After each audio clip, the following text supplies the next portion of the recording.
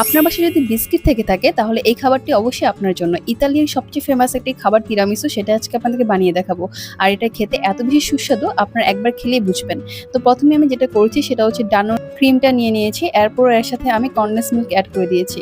তো ডানোর এই ক্রিমটা আপনারা সহজেই পেয়ে যাবেন হাতের কাছে যেকোনো সুপার শপে। এটার দামও খুব বেশি নয়। ১০০ থেকে ৳২০ র মধ্যে পেয়ে যাবেন। তো এখন যে কাজটা করব সেটা হচ্ছে একটু কফি নিয়ে নিব। আমি ২ চামচের মতো কফি নিয়ে নিয়েছি এবং সেটার মধ্যে হচ্ছে নরমাল পানি এড করে দিয়েছি। এটাকে একটু আমি লিকুইড করে একদম পাতলা করে নিয়েছি, কারণ এটার মধ্যে আমি বিস্কুটগুলো ভিজাবো। তো আমি ১ম এ হচ্ছে বিস্কুটের একটা লেয়ার দিয়ে দিব। তো আমি পার্লেজির বিস্কিটটা ইউজ করেছি। আপনারা চাইলে যেকোনো হাতের কাছে বিস্কিট ইউজ করতে পারেন।